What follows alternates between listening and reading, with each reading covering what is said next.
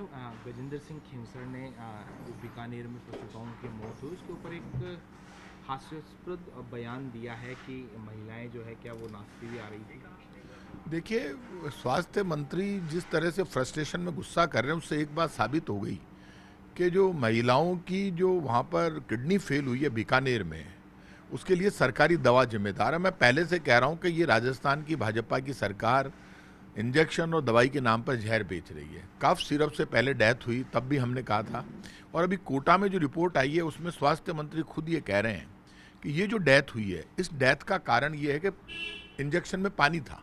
ये मैं थोड़ा ना कह रहा हूँ, ये तो स्वास्थ्य मंत्री गजेंद्र सिंह खीवसर कह रहे हैं। अब वो फ्रस्ट्रेशन और गुस्सा कर रहे हैं, महिलाएं नाचती हुई आई थी, गाती हुई आई थी। अरे ये जवाब नहीं चाहिए, आप तो जवाब ये दो कि आपकी सरकारी दवा से लोगों की डेथ हुई है तो मुकदमा तो मुख्यमंत्री और चिकित्सा मंत्री को भुगतना पड़ेगा। हत्या का मुकदमा तो सरकार के खिलाफ दर्ज होगा, क्योंकि टी सुमंगला जो सेक्रेटरी है, ड्रग कमिश्नर है, वो ये कह रही है कि साहब ये जो डेथ का कारण पानी नहीं है, इंजेक्शन नकली है उससे नहीं मरी। तो फिर कैसे मरी है? आप डॉक्टर हैं क्या? आप कौन है? स्वास्थ्य मंत्री अलग बात कह रहा है, ड्रग कमिश्नर अलग बात कह रहे हैं, अब स्वास्थ्य मंत्री गुस्सा कर रहे हैं। गुस्सा इसलिए कर रहे हैं कि सरकार दवाई के नाम पर जो इंजेक्शन है, सरकारी इंजेक्शन, उसमें पानी मिलाकर बेच रही है। बड़ा भ्रष्टाचार हो रहा है दवाइयों में, इसलिए चिकित्सा मंत्री जब नाराज हो रहे हैं, क्योंकि उन्होंने सच बात को स्वीकार कर लिया।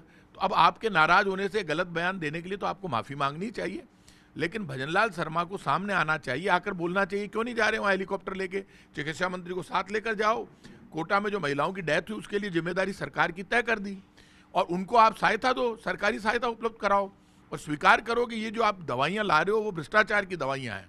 हर विभाग में भ्रष्टाचार है, और भ्रष्टाचार साबित हो गया, लेकिन सरकार मानने को तैयार नहीं है। स्वास्थ्य मंत्री इसलिए नाराज हो रहे हैं क्योंकि सरकार का भ्रष्टाचार सामने आ गया, इसलिए सरकारी मंत्री नाराज हो रहे हैं, क्योंकि दवाई फेल हो गई और दवाई नकली साबित हो गई, इसलिए वो गुस्सा दिखा रहे हैं और महिलाओं के लिए गलत बोल रहे हैं। उसके लिए उनको भी माफी मांगनी चाहिए, भजनलाल शर्मा को सामने आकर जवाब देना चाहिए।